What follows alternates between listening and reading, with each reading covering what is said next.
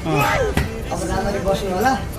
अब चाहिँ यो कति 2 साल त कम्प्लिट भएर गएको है। अब त्यो बारेमा नभनौँ अहिले।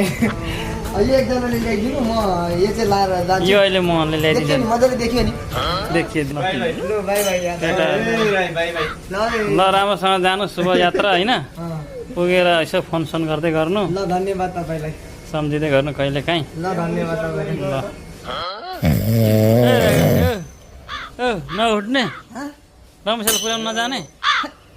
सपना म आफै गइरहेको छु त यार, म आफै गइरहेको छु त यार। ल कहाँ